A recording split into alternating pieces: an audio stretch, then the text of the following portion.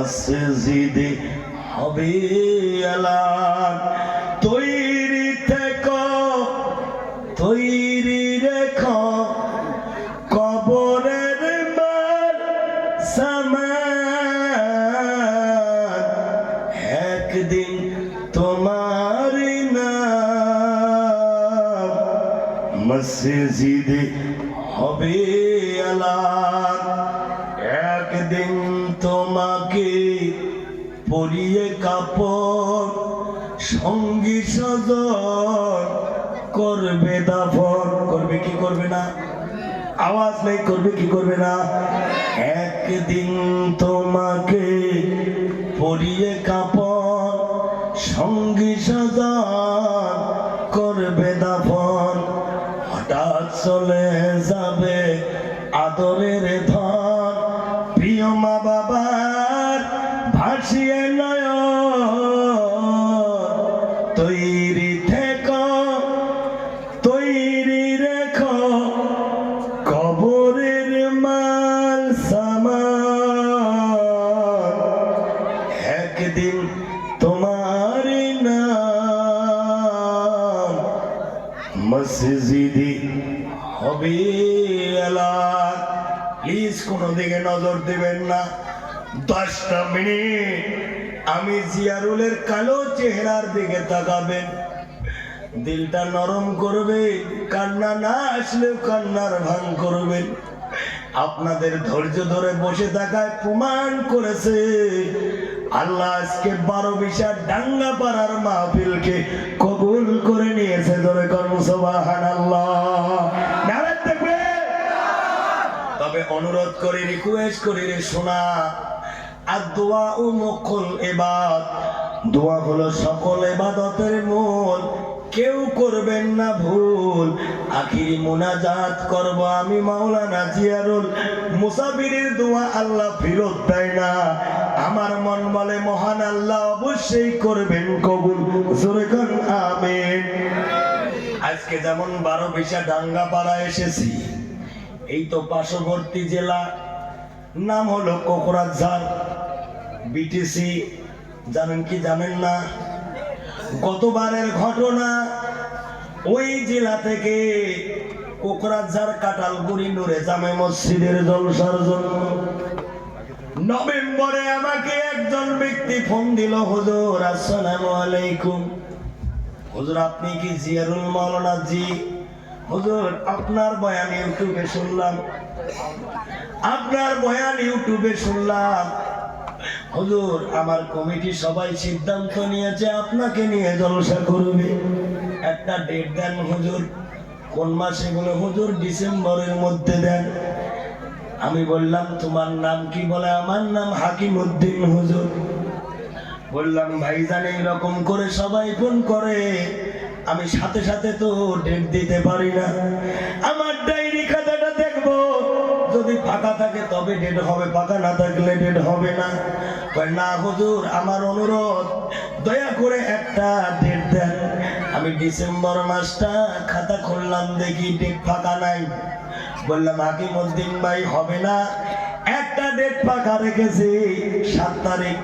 আমি নিয়ত করছি জলসা করব না, কারণ আমি যখন দেশ বিদেশে জলসায় জলসায় ঘুরি, আমার ছোট্ট মেয়ে প্রতিদিন ফোন করে আব্বু আজকে কি বাড়িতে আসবে না? আমি বলি মা কালকে বাড়ি যাব। আবার কালকে ফোন করে, বলি মা গো কালকে যাব। কয় আব্বা তোর কি কালকে ফুরাইলা? কারণ ট্রেনে যখন সফর হই রে বাবা, 1 সপ্তাহ 15 দিন পরে বাড়িতে যাই।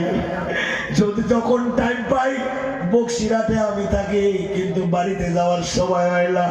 বললাম আগে মধ্যে ভাই 1 মাস থেকে বাড়ি যাই না। আমার বেটি ফোন করে আর বলে আব্বা তোকে দেখবে মনে চাই, আব্বা তুই বাড়ি আছিস, মোবাইলে তো দেখবে মন চাইলে ওয়াজ তখন দেখো আব্বা, চোখের পানি ফিরে আব্বা তুই বাড়ি আছিস।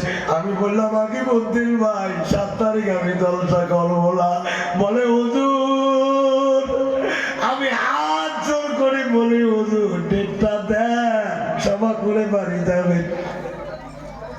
ওর রিকোয়েস্ট রাখতে গিয়ে ডেট দিলাম, আমার নামে পোস্টার করলো, ব্যানার করলো, আমার মোবাইলে হোয়াটসঅ্যাপে পাঠিয়ে দিল, হুজুর পোস্টার করছি, ব্যানার করছি, কালেকশন শুরু করছি, হুজুর দয়া করে ফাঁকি দেন না। অনেক হুজুর এমন আছে ডেট দেয় কিন্তু ফাঁকি দেয় আসে না। এইরকম যদি করেন হুজুর, আমরা কমিটি কিন্তু মুখ দেখাতে পারবো না। বর্তমান পোস্টার ব্যানার যখন তৈরি হয় সবাই মোবাইলে দেখে নেয় নামের সাথে ওয়াজ। ফাঁকি দেওয়ার কোনো রাস্তা আছে না। এইভাবে মাঝে মাঝে ফোন করে, আমি বললাম হাকিমউদ্দিন ভাই কথা যখন দিয়েছি, ওয়াদা দিয়েছি, ওয়াদা খেলাপ করবো না। দুইটা অপশন ভাইজান, আমি যদি মারা যাই, আমার যদি জানাজা হয়ে যায়, কবরের বাসিন্দা হলে যেতে পারবো না, আর যদি কঠিন ব্যাপারে আইসিইউ এ ভর্তি থাকি তাহলে যেতে পারবো না। এই দুটা অপশন ছাড়া আমি জিয়ারুলকে কোনো বাধা আটকাতে পারবে না। ওয়া মা তৌফিকে ইল্লা বিল্লাহ, আল্লাহ যদি আমাকে তৌফিক দেয়, তাওয়াক্কালতু আলাল্লাহ, আমি নিয়াত করে নিয়েছি 7 তারিখে জলসায় যাব। হাকিমউদ্দিন ভাই বলে হুজুর আপনার কথা শুনে খুশি হলাম, হুজুর দোয়া করি আল্লাহ যেন তোমার হায়াত বাড়ে দেয়। কার মরণ কখন হয় রে এ গ্যারান্টি কেউ দিতে পারে না। জলসার 4 দিন আগে ওই কোকড়াঝাড় থেকে অপরিচিত নম্বর একটা ফোন করে সালাম দেয়, হুজুর আপনি কি জিয়ারুল? হুজুর জি। আপনি কে? কয় হুজুর আমি কাঁঠালগুড়ি নূরে জামে মসজিদের জলসার সেক্রেটারি। তোমার নাম কি? কয় আমার নাম ইসমাইল। আমি বললাম আমাকে না হাকিমউদ্দিন ভাই যোগাযোগ করছে, ওনার নাম্বার সেভ আছে। কান্না ভরা কণ্ঠে বলে হুজুর আমার জলসার মধ্যে একটা অঘটন ঘটে গেছে হুজুর। আমি মনে মনে ভাবলাম জলসা বুঝি ক্যান্সেল হবে। ইসমাইল ভাই জলসা কি ক্যান্সেল হবে? না হুজুর ক্যান্সেল হবে না, জলসা ওই তারিখে হবে। বড় অঘটন ঘটে গেছে। কি হুজুর? প্লিজ আমার দিকে তাকাবেন। হুজুর আপনি কি হাকিমউদ্দিন ভাইকে চেনেন? বলে যদিও দেখি নাই, মোবাইলে ফোনে কথা হয়েছে সেই সূত্রে চিনি। ও হুজুর গত শুক্রবার একসাথে জুমের নামাজ পড়লাম, বাজার কালেকশনে যাব। আমরা বললাম বাইরে তুই সভাপতি, তুই যদি না যাস বাকিগুলো যাবে না। হাকিমউদ্দিন ভাই বলে ইসমাইল ভাই আমি গরিব মানুষ, গাছের ব্যবসা করে খাই, প্রতিদিন যদি জলসার জন্য এইভাবে আমি যাই সংসার কিভাবে চলবে? তোমরা যাও, গাছ কাটার জন্য মিস্ত্রি লাগে দিয়েছি, মিস্ত্রির সঙ্গে খালি দেখা করবো কয়টা গাছ কাটলো, হাজিরার পয়সাটা দিয়ে তোমার সঙ্গে কালেকশনে যোগ দেব।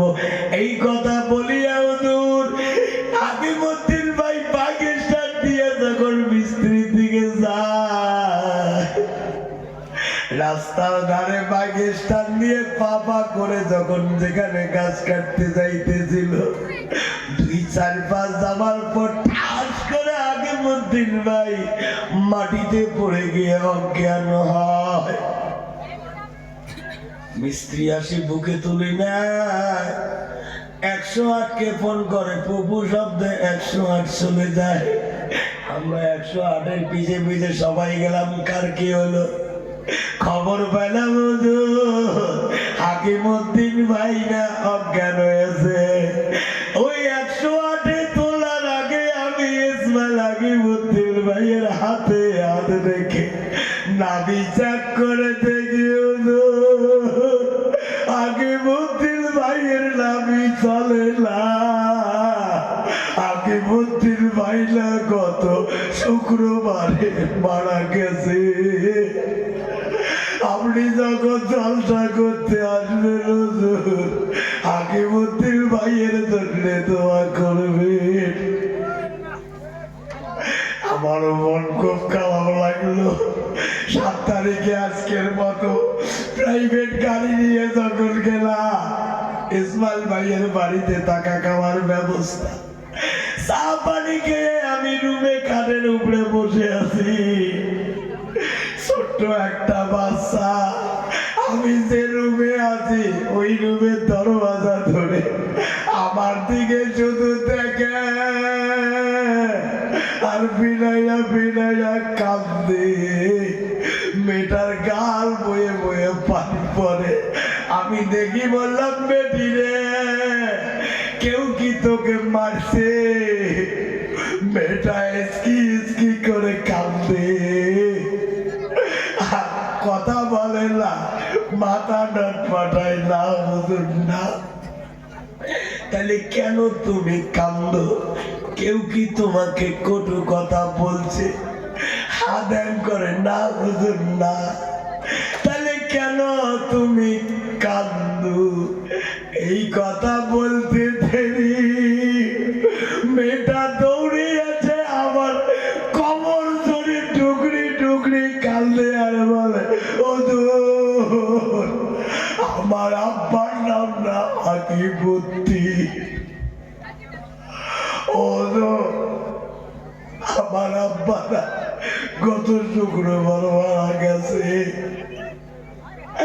আমার আব্বা সর্বপ্রথম তোমার ফোন করছে, হুজুর আজকে তোমরা জলসা করতে আসছে, কত হাজার হাজার মানুষ আসছে হুজুর। মোর আব্বা জলসা শুনতে পারল না, মোর আব্বা মারা গেছে, তোমার করবে। আমি মেয়েটার মাথা বলাই আর বলে, বেটি রে কান্দিস না, তোর আব্বা যে মারা গেছে আমি শুনছি, দোয়া করবো। মেয়েটা অমনি হাতের মুঠ খুলে কয়টা 500 টাকা হাতে দেয়, দিয়ে কয়, হুজুর আমার আব্বা থাকলে মেলা দিল, আমার মা বিধবা মানুষ, এই টাকাটা দিছে হুজুর। যখন মসজিদের কালেকশন করবে সর্বপ্রথম আমার আব্বার নামে এই টাকাটা নিয়ে আব্বার জন্য দোয়া করবে। আমি খুলি দেখি রে 6টা 500 টাকার নোট। ভাইজান আজকে যারা বসে আছি রে সোনা, মঞ্চের উপরে নিচে ওই হাকিমউদ্দিন ভাইয়ের মতো করে অনেকের বাবা কবরে গেছে। কার কার বাবা কবরে গেছে একটু হাত তুলে দেখাবেন সোনা। এমনও আছে যে বাপ আছে মাটা কবরে চলে গেছে। কার কার মা নাই একটু হাত তুলে দেখাবেন সোনা, কার কার মা নাই? আল মসজিদ বাইতুল্লাহ, মসজিদ হলো আল্লাহর ঘর। এই মসজিদ ঘরের পাশে আমি মাদ্রাসায় ছিলাম, দেখলাম মসজিদটা ছাদ হয়েছে, এখনো জানলা দরজা কিছু লাগায় নাই। ওই মসজিদের জন্য রে সোনা, মসজিদ আল্লাহর ঘর, পৃথিবীর সবকিছু ধ্বংস হবে।